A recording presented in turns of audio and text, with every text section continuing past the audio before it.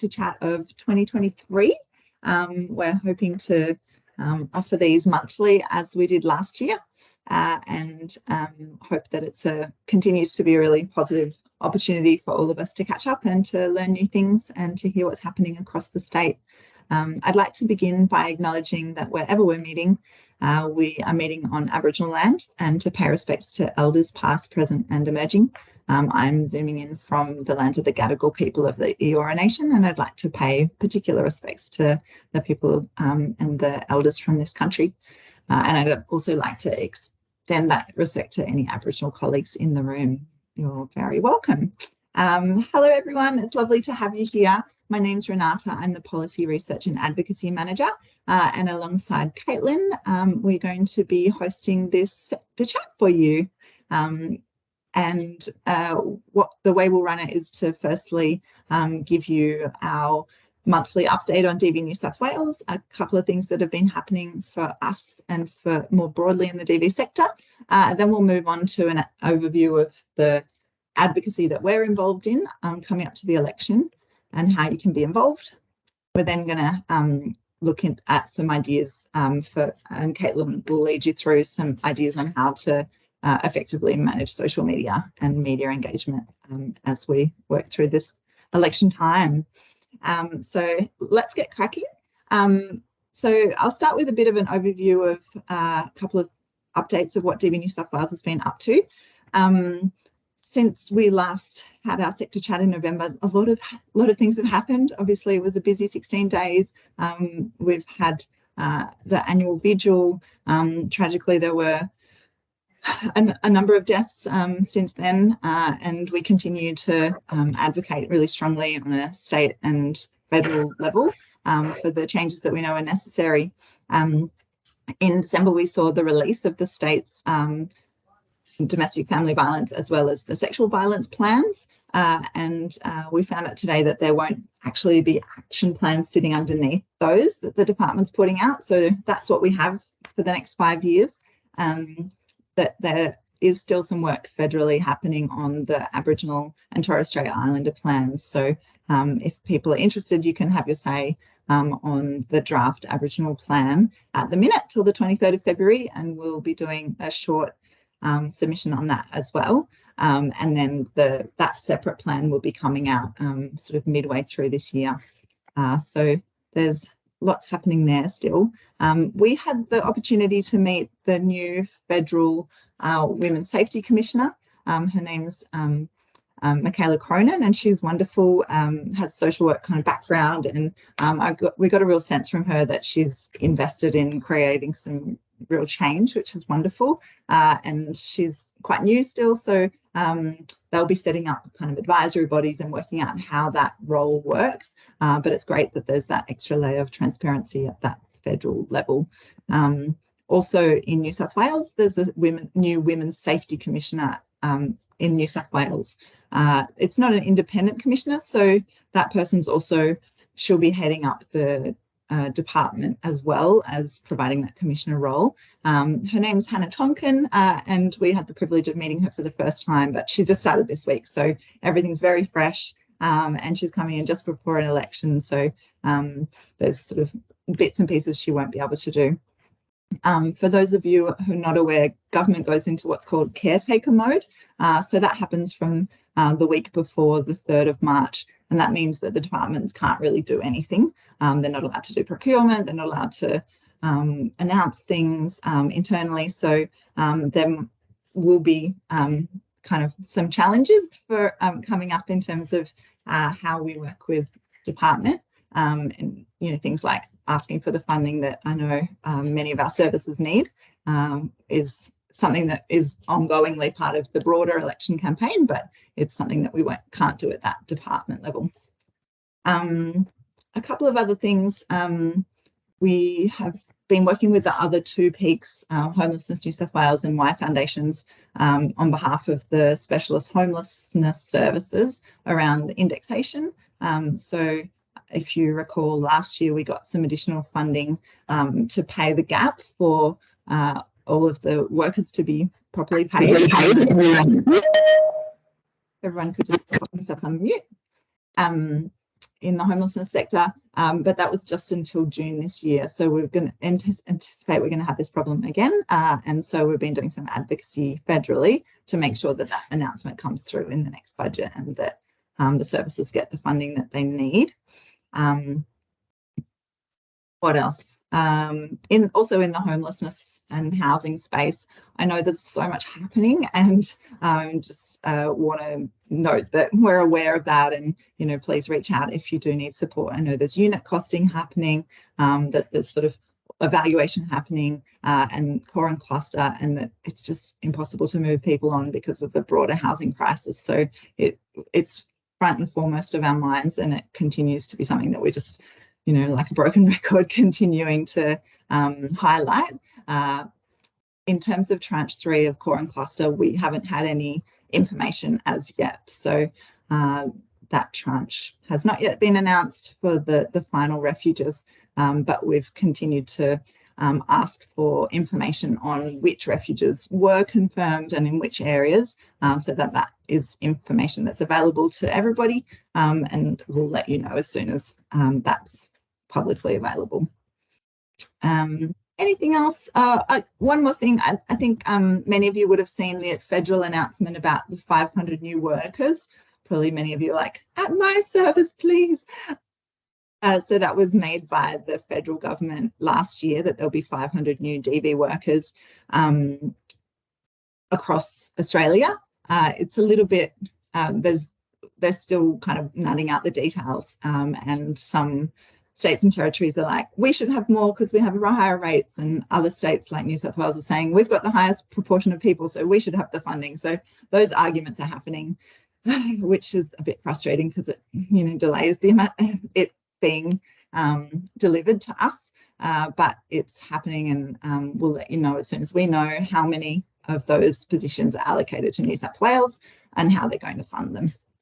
But that is in the train. Kate, there's a question. Did you want to ask that about those workers?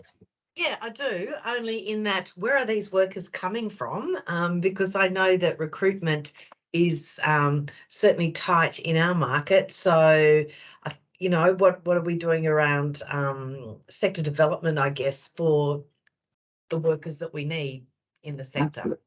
It's a great question, Kate, and certainly something that was front of mind when I saw that announcement. Was like, oh, good luck to you. And also, who are you going to steal them from? Because it's not like the intersecting sectors like mental health or drug and alcohol have got any huge amount of workers either. So I think it is related to pay grades, and if we can make sure that we're all actually paid what we're owed and due for the specialisation, that those things are certainly topics that we continue to promote. But broader than that, there is a workforce development piece, which we're really happy about, because it's been something we've advocating for a while, and certainly none of these, policy plans that are put out will go anywhere if there's not work on workforce. So the Department of Communities and Justice are going to be doing a workforce sector. So it's the first New South Wales wide census, I guess. It's like they're calling it a baseline data survey of the whole sector workforce. So who's employed, how many people, what are your needs, what training do you get, what training is needed, and that they did it in Victoria. They've done it twice, and that was really useful to get the data to know what was necessary to fund all of the recommendations in the Victorian Royal Commission. So that's the first part of that piece, is finding out what the needs are of the sector, and I believe that's going to come out in about April,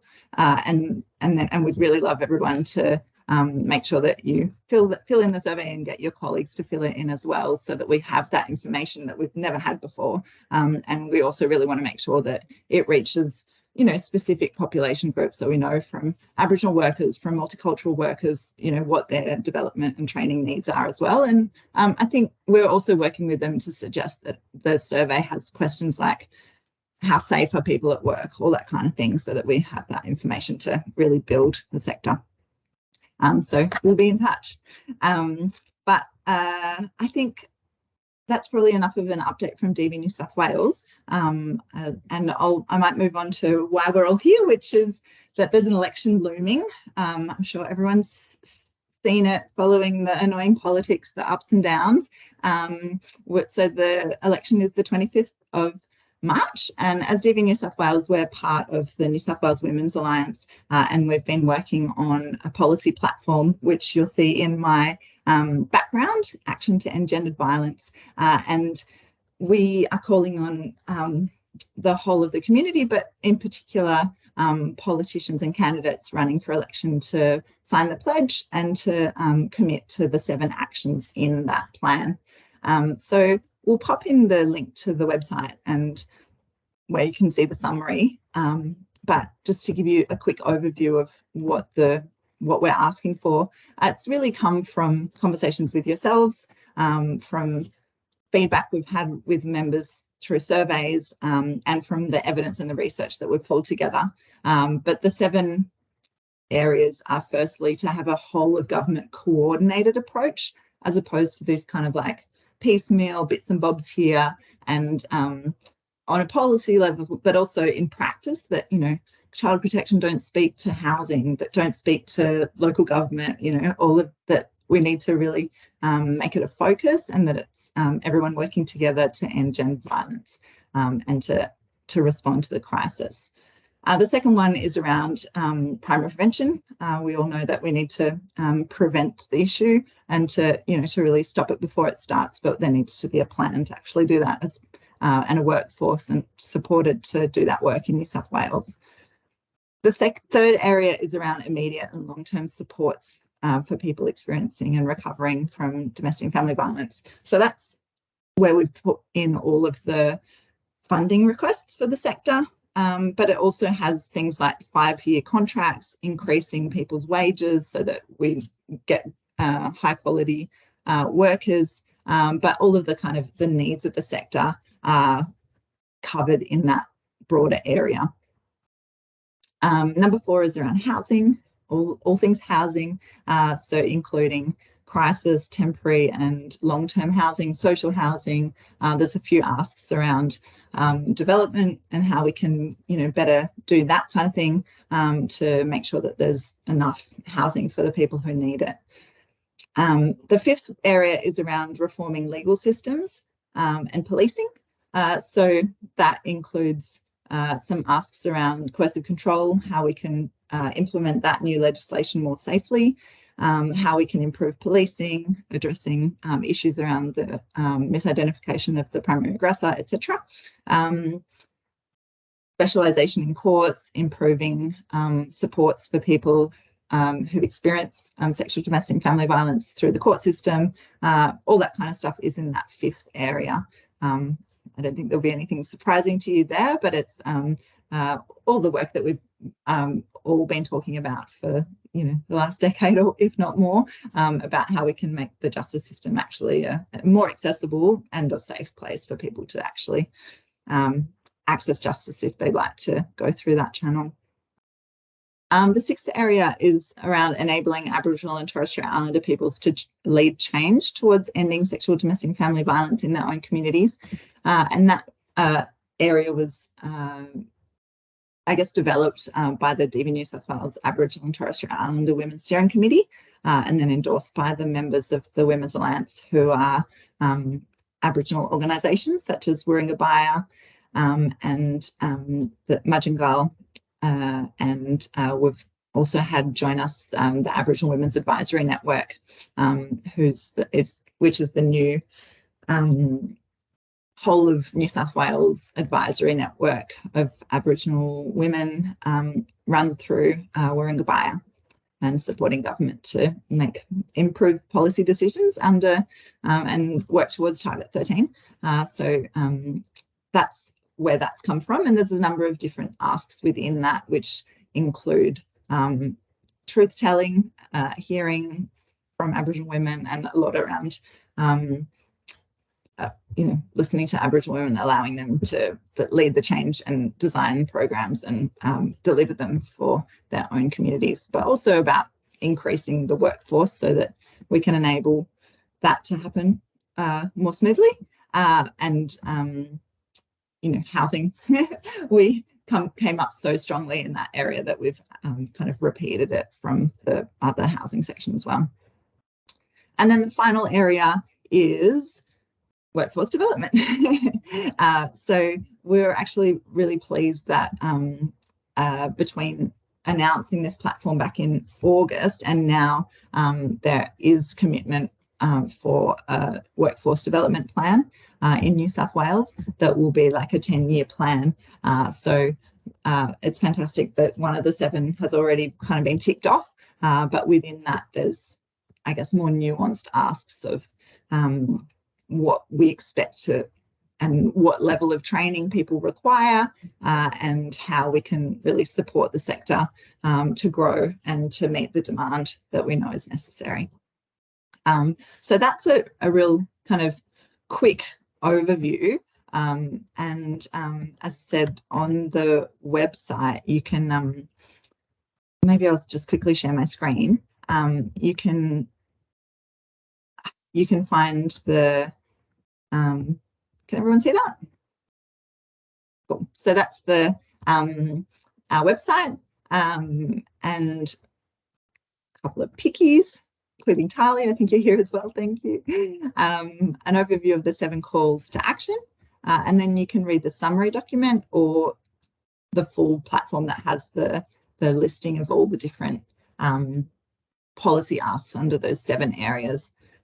And then we've got a pledge, which if you click on pledge, we'd love everyone here to pledge your support, but also to share it amongst your colleagues, amongst your friends and family, on your socials, etc., which Caitlin will note. And that has, again, a summary, and we'll ask people to sign the pledge there. Also got a resources page, which Caitlin will speak to more, but there's all the campaign resources that you can download, hopefully quite easily, and help us get the ideas and the thoughts out there. But before we go any further, do people have any questions on the actual campaign and the sort of 7 asks more broadly?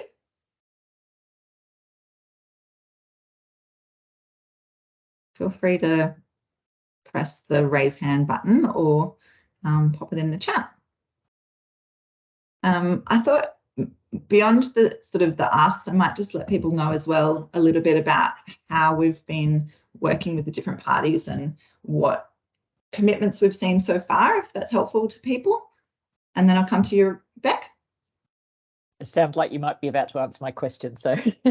Great. Well, I'll go to that, and then we'll come. If you have further questions, let me know. So we meet regularly with Minister Ward, who's the Liberal MP who does the domestic and family violence portfolio, and as well as the Greens and Labor. We wrote to all members of Parliament to ask them to sign the pledge. The only MP who signed it so far is the independent Alex Greenwich, who's in the Sydney electorate, and the Greens have signed it as well. But we're working with a number of the Teal candidates who are mainly on the Northern Beaches, but in a number of other places as well, to ask them to sign it. And there's a number of other independents who are interested. And, you know, that part's looking quite positive. In terms of Liberals and Labor, we haven't had solid commitments in the way that we'd like to. As I said, number 7 has been done by the current government, which is fantastic. And in terms of number 2, one of the suggestions for primary prevention was to fund a primary prevention strategy, which they are designing a primary prevention strategy. Whether or not there's funding sufficiently underneath it is a different question, but that is happening. In terms of kind of specific election announceables, what we've had so far from Labor is that the Women's Health Centres will be fully funded. The Victims Services Commissioner, who's currently also head of her department as well as being a commissioner, would be an independent position, and which is something that the Peaks and many of the services have been asking for a while. And they've also announced that we'd have 5-year contracts for services in the social services sector. There's quite a few housing asks that I'm expecting Labor to make in the coming weeks, but we haven't had anything solid on them yet. And then in terms of the Liberals, we've had the right to ask, I guess, which definitely was not in our election platform. It's kind of a disclosure scheme. More magistrates, a review of DV sentencing, an announcement that there'll be 200 more ankle bracelets in the state to track repeat offenders, again, not something that's in the election platform, and a pilot of 3 specialist courts. So that's kind of all we've had so far from them. But what we have asked all the different parties to do is to let us know what their commitments are, and we're going to put that together in a scorecard. So they've got another kind of 10 days to provide that to us, and then we'll make that information all public for you and the broader community so that the community knows what candidates and parties are pledging to do. And then you may have seen this in the weekly digest so already, but we're putting on a candidate forum on the 23rd of February. And again, I'll ask the wonderful Lisa to pop that in the chat, but we'd love as many people to come along as possible. And if you are in Penrith or the Penrith area, please come along in person. It's at Western Sydney University. I'm really grateful to them for letting us use the venue for free. So we've got, it's an in-person event, but we'll have streaming as well so that regional and members across the state can watch it. We've already had all of the major parties, including Shooters and Fishers, Animal Justice Party, except the Nationals, commit to attending. So and when you sign up to register, you can add a question. So if you've got a question for one of the candidates, then you can submit it there, and we'll be asking them to let us know publicly and make some commitments to actually addressing this crisis publicly.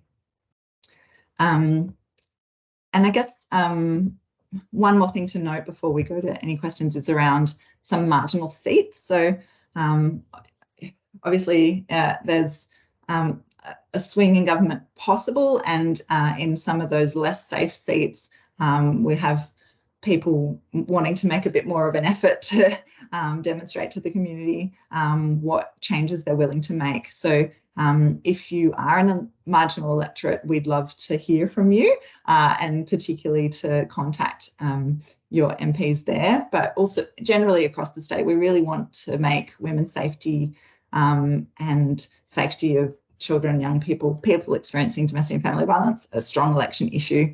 We know that it's part of health policy, we know it's part of housing policy, and we really want to see that change. So we know that politicians want to hear from people in their electorate. So what we'd love from you, if you have any capacity in the next coming weeks, is to write to your local MPs and to work not only with the MPs but other candidates in your area to ask them what they're doing about domestic violence. Invite them to come to your service, to get involved, and to put them on the spot, so to show them that you do care. And we're really happy to support in any way. So for everyone who's registered today, we've put together a how-to guide on how to connect to your local MP. We'll share the pledge and a kind of a draft letter that you can hopefully just copy and paste and pop in an email. But even if that seems too hard, but you're like, Renata, I'd love to do it, but I've got no time, let me know. And we can, send the letter on your behalf. And we'd love to just work with you to make this as visible as an issue as possible, so that we can hopefully get the best outcome possible for the people that we support. Beck, did I answer your question? Partly, yes. It was an excellent wrap up, and yeah, really, I mean, it is really encouraging just to see like the number of announceables and the commitments that are being made. It feels like it is a higher profile issue this election than potentially has been in the past.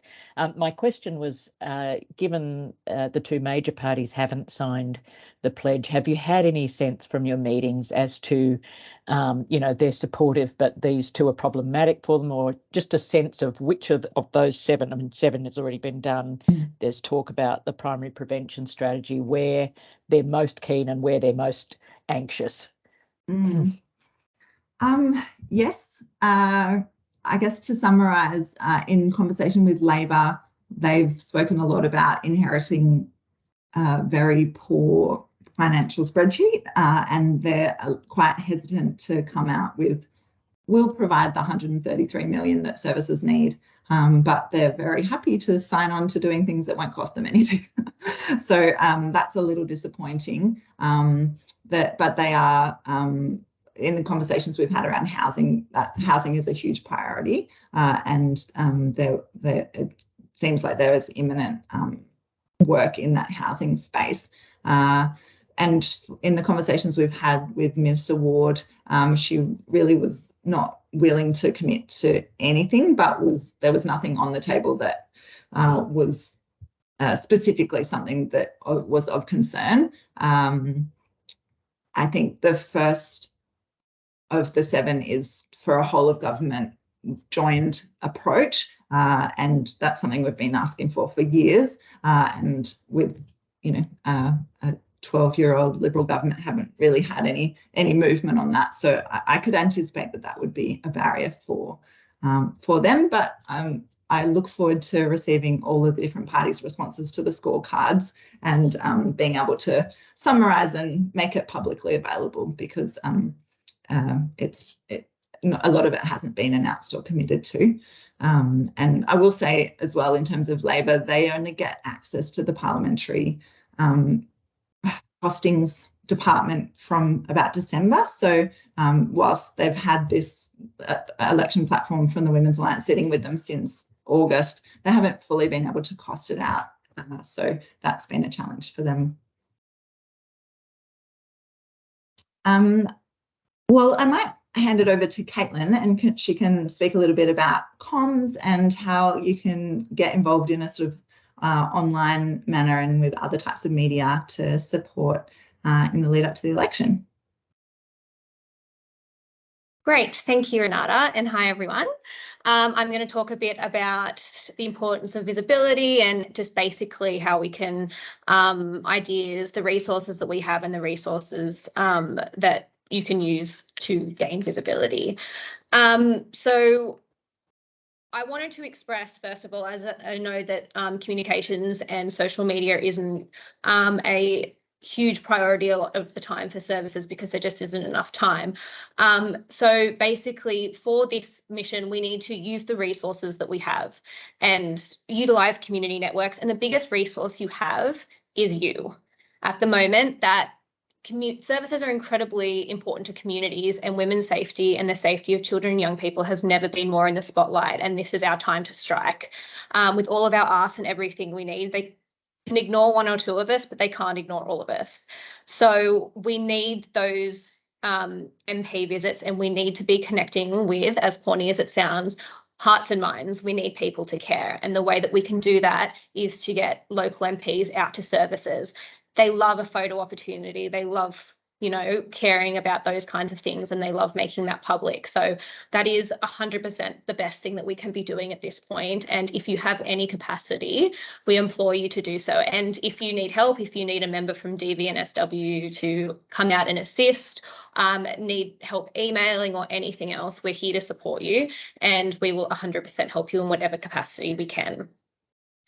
So placing emphasis on being visual is that MPs like having an action. So for us, it's our pledge. So they can say that they've signed a pledge, and then they can, we will have in our resources, and I've signed the pledge, and that's something that they can push. So by having an action and then having something visible that comes from that action is something that's really good that can be provided, and something that would be really good for either whether it's to use from our platform, or if something specific to your service, or having any kind of photos. That's the kind of thing that we want to be pushing to push visibility on social media platforms. and anything to do with that. So if there's any kind of action or any kind of visual opportunity that you can provide, or that you can get any local MPs involved in, that's the thing that's going to be more effective because it benefits them as well as benefiting you. Okay, so I'm going to move on to social media platforms, and I know that this is incredibly different for all services and organisations. Some people use different platforms and some people just don't have time to use them at all. Unfortunately, MPs live, and a lot of people live on Twitter at the moment, and that's where our conversations are happening. And if there is opportunity, if there is a photo opportunity, if there is anything you can do, take a photo of your service, take a photo of your staff, and if you can put it on any social media and say, look, this is our service, this is our community, and this is what we're doing, but this is what we need to keep going and to keep working and to keep being an integral part of the community. And if you can tag local members, if you can tag anyone, then that's, again, the more powerful our collective voice, the more chance we have of being heard. So by using every kind of social media platform that you can, and by tagging, by having something visual, that's the way that we're going to get the most attention and the way that we're going to get seen and asks are going to be seen. If you don't have social, like if your service doesn't use social media very often, doesn't have the time or capacity, please let us support you. We have all our platforms, and if you wanted to send through a photo of the service and something that you want, a key message that you wanted to push, anything like that, or if you sign the pledge, and if you want to have the sign and that says we sign the pledge, please send that through to us as well. We can post it all over our platform and bring some recognition to your service. So I'll pop an email in the chat, and just please take note of it so we can support you in whatever way we can. LinkedIn is also another one that a lot of politicians and a lot of high profile people hang out on. So that's always a good one to use as well. Now, another really big thing, which would be a really great step if capacity, is that local media is really looking for opportunities to report at this time. So if you have any contacts or can find any contacts in your local media, they want to write about it at the moment. So they're looking for who's asking for what seems to be balanced, what's kind of coming out, who has a good chance, that kind of thing. Basically, everyone's dropped everything to focus on the upcoming election and look at what's happening. So again, please reach out to DVNSW if you want to contact for your local community's paper or media outlet. There's a good chance that we have it. But basically, the thing is these days is that journalists used to have to look for the story, and now journalists want you to send them the story already packaged up in a nice neat bow. So that means having an angle and having an ask as you contact them, which would be along the lines of, we're a service, we're in this community, this is what we need, this is why women's safety is incredibly important and must be this election. So the good thing is that a journalist covering that story will look at multiple sources. So you would be one source, and then often they'll come and say, do you have a case study? Do you have a victim survivor that we can talk to? And because that's often not possible, they will definitely go straight to the MPs in the local area and say, what is your response to this? So either way, you're getting on their agenda and you're bringing awareness to both your service and they're getting, appearance as well. So if a journalist contacted them and say, oh, we have this service, they want to talk about this, what do you have response to say to that? And they'll obviously come out and be like, this is super important. And that could often result in them reaching out to your service. So there is a few ways this can work, but if you need any assistance in helping write that initial email or getting any contacts, please let us know. And again, we can help you with that because, like I said, that you're so integral to the local communities and the services are all incredibly needed and they all know that. So this is really our time to get our voices heard. So that's everything I wanted to touch on because I know that it's not all for everyone. So did anybody have any specific questions or anything that I can answer, or any kind of approach that you had that need any advice for, anything like that? I'm going to go to Sam in a sec. Thank you. Just could you let us know what the actual hashtag is and maybe pop the link to, or pop it in the chat for people? That would be great. Thank you so much. And Caitlin's just been incredible working with our designer, Athena, to put together all the resources for you. So thank you, Caitlin. Sam.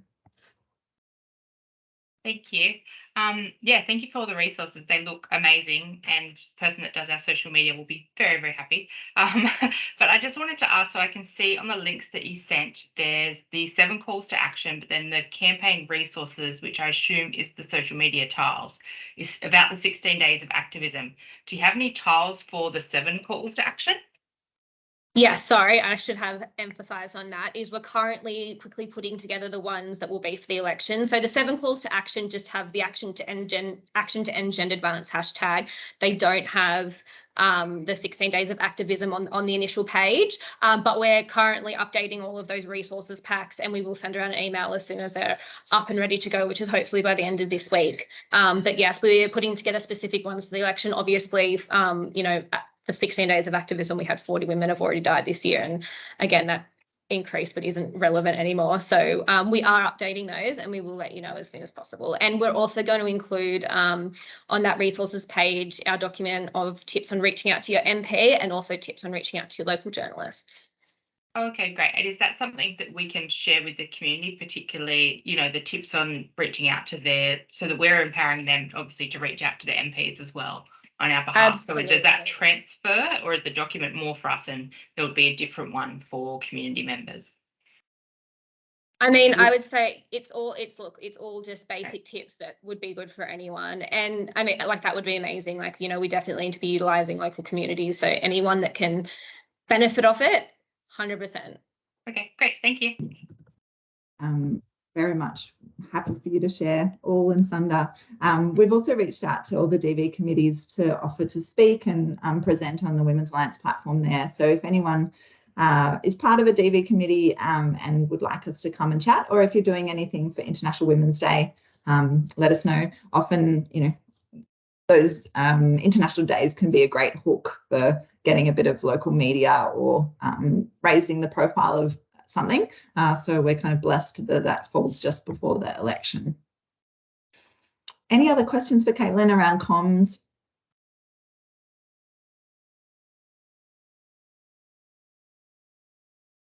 Awesome. Thanks then, everyone. No worries. I have a quick question just before we finish up with in terms of specific people to tag or to, you know, are there people that you would specifically suggest?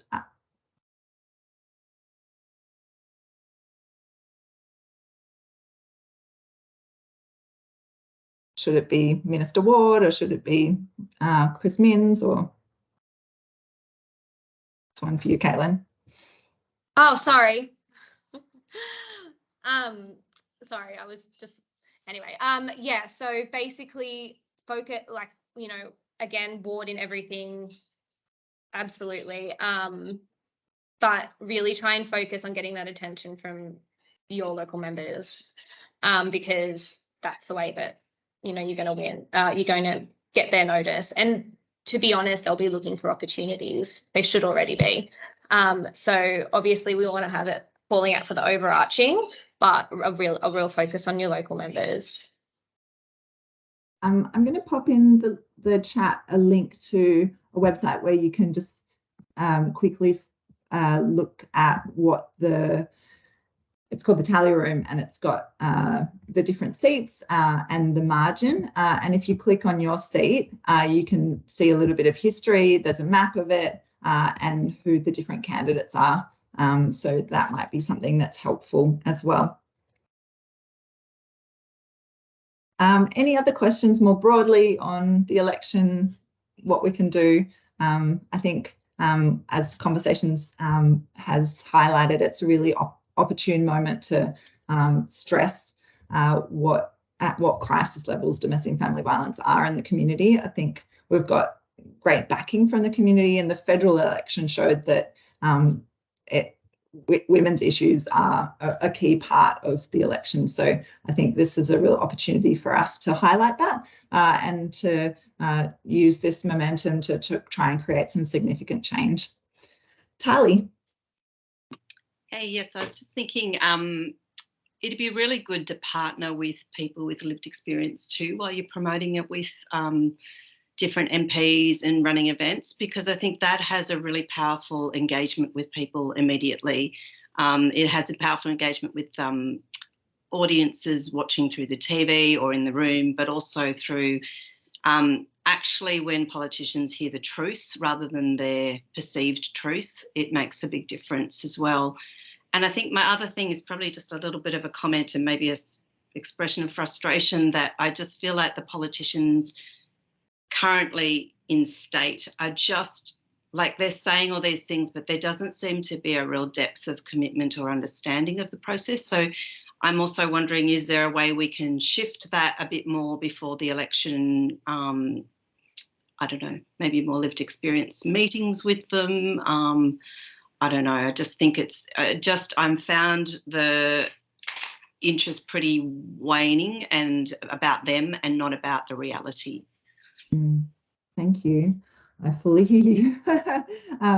We have one of the asks in that first area around whole of government accountability is to have a lived expertise engagement model for government, which I think would be so important. So for other people who that's important for, I really recommend that you highlight that as something that's important to you. And I also just want to second your comments about story and lived expertise really, helping to change hearts and minds as some sort of solid evidence in Ireland, when they made the shift to legalise abortion, when there was sort of a poll done afterwards, and it was something like the first reason that people chose why they wanted to make that change was because they knew someone who had need to leave the country for an abortion. And the second was that they'd read a story or heard about somebody who'd had that experience. So, there's a huge amount of evidence that that is the reason why people create substantial changes. So I think reaching out to people in your area, clients who you feel are in a safe position to do so, and really working effectively with them to do that is certainly something I support. And if you have any questions about safe ways to do that, feel free to reach out to us. And Tali's part of the DVNSW Lived Expertise Policy Advisory Committee, and I'm sure folks from that committee would also be really happy to help. Yeah, let's put a caveat on that. And I know I'm not saying anyone in this group would do this, but there's always the danger of the trauma porn, and that you're just rolling someone out to create an effect and let's all cry and feel terrible and get a result. Actually, these are people's lives that can be very effective in informing change. And so they need to be treated as a partner and an equal in the process that we work with. Absolutely. Thank you. We might have time for one last question, otherwise we'll finish off. Okay, well, we'll leave it there. Thank you so much for coming. It's lovely to touch base with everyone. And as I said, we'll be starting up these sector chats monthly again, and we'll send through upcoming dates in.